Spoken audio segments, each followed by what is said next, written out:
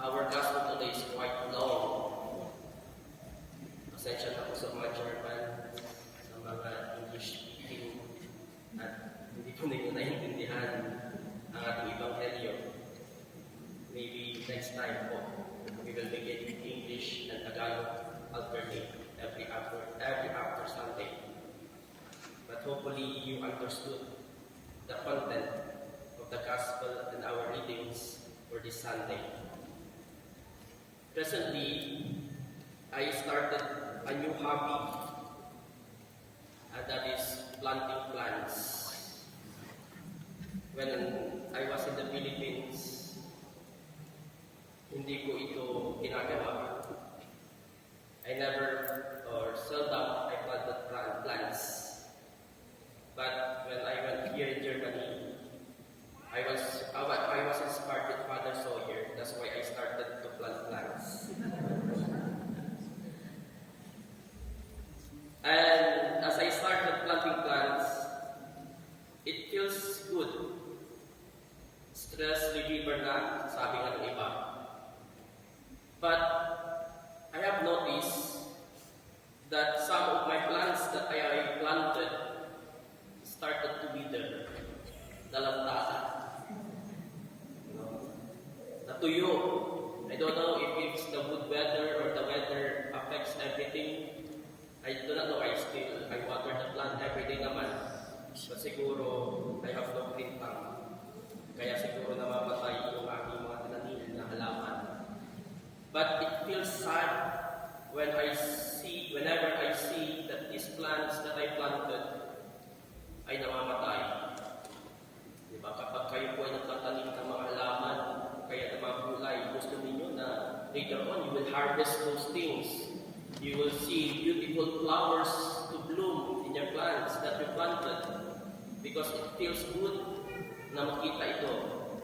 Pero the effects when it started to wither, it started to become dry, malamang maiinis kayo o malamang malulungkot kayo.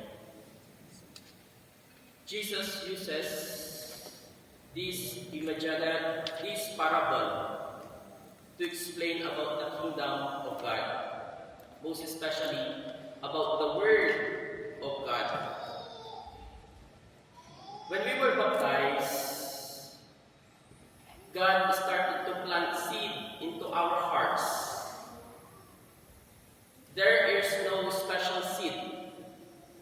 All seeds are the same. Hindi sinabi ng Diyos, ikaw galing sa mayamang pamilya, I will plant a special seed for you. O ikaw galing sa isang kilalang pamilya, I will plant a special seed for you. No, God didn't do that. God planted seeds in all the same to us.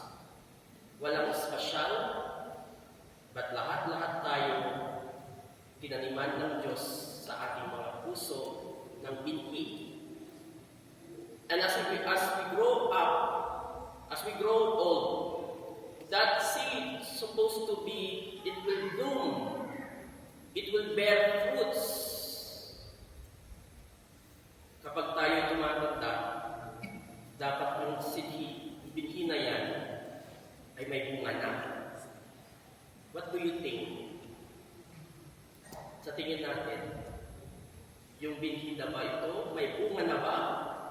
Or pausbong pa lang? Or habang tumatanda tayo, meron na bang bunga?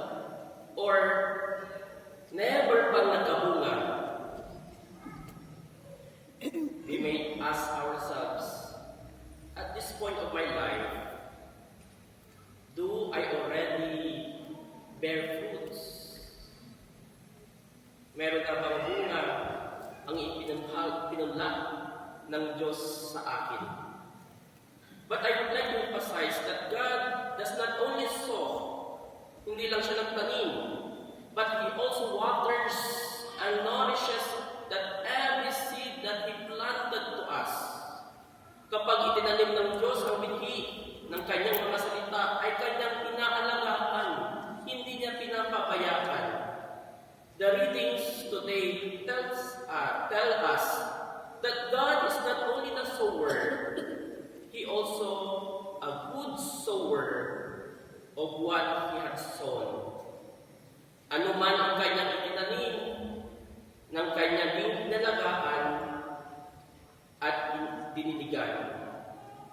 In our first reading from the prophet of Isaiah, the Lord said that the rain will come down from heaven so that when it watered the earth, making it fertile and fruitful, giving seed to the one who sows and bread to the one who eats, so shall my word be goes from my mouth. Hindi lang papabayaan ng Diyos. When He planted the seed to every one of us, He takes care of it. He nourishes us. He waters it. It's up to us kung ito yung pananim o binhi na tinanim ng Diyos sa atin, ay aalagaan natin. Ano man ang tinanim ng Diyos, kanyang inalagaan. Ang salita ay tumatangin sa puso at isip po natin. Ano man ang sabihin natin sa kapwa, tatanim niyan sa isip at puso.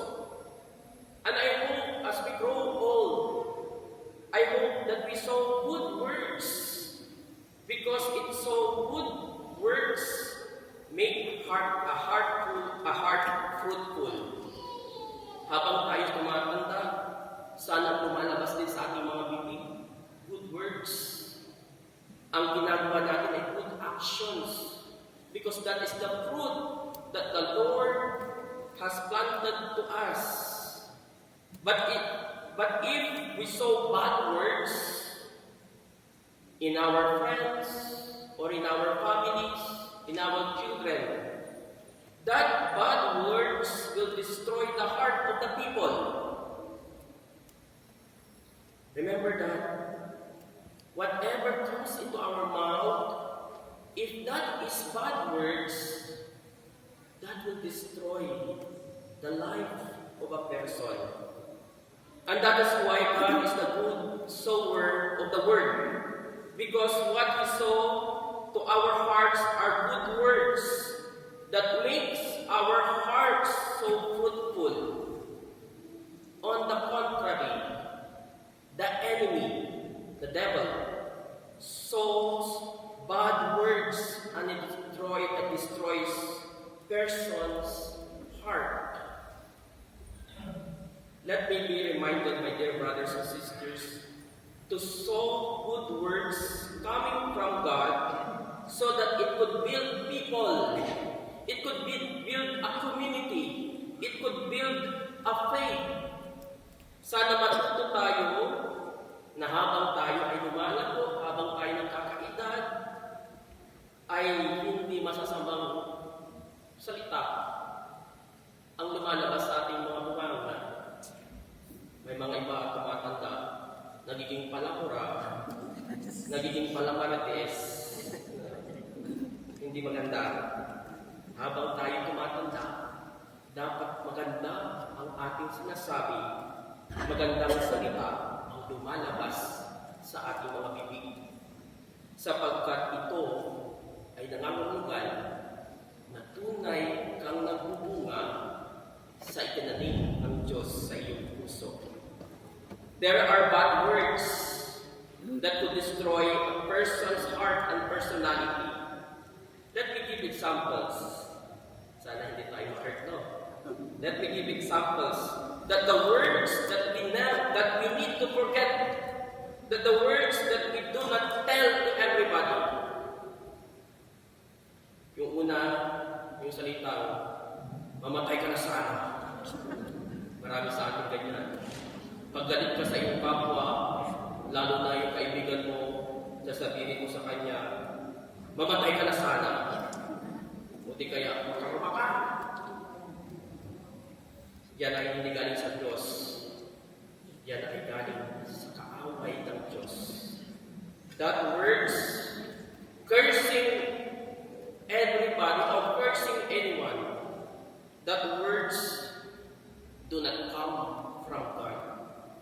That words come from the enemy of God. Yan ang mga salita kapag sinasabi mo sa iyong kapwa, guguho ang kanyang pagkatao. Sana we forget these words. Mamatay ka na sana. Umakarama ka sana. Another, buti nga sa'yo. Buti nga sa'yo. Buti nga sa'yo, nagkasakit ka. Buti nga sa'yo, sa makasinang-ugali mo. Buti nga sa'yo, at na bankrupt ka. These are bad words that could affect the lives of a person. These are bad words that could destroy the personality of a person. Forget this word, or forget these words. Buti nga sa'yo. Para bang sa ating mga Pilipino, natural ito sa atin. Kapag nainis ka sa isang kasama o sa isang kaibigan at may nangyaring nabalitaan kang nangyari ng masama at nangyari sa kanya, buti nga sa kanya. Ganyan ang aking sinasabi. Buti nga sa kanya. Pero kung titingnan natin, maling salita ito. At this word will not come from God. Parents, don't tell to your children, buti nga sa iyo. It will destroy their lives. Sisters and brothers, there are still many words, bad words that we could not tell. And hopefully, we know that. And hopefully, only good words, good appreciation could be tell to everyone, so that it build up faith, it build up personality, it build up heart. Jesus reminds us today that He is a good sower because He sowed good words.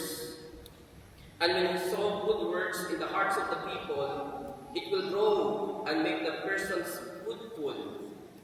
But if the person begins to sow bad words in the hearts and minds of the people, it will destroy the person. Who are we going to imitate? Jesus who sowed good words, or the enemies who sow bad words and destroy the lives of the people?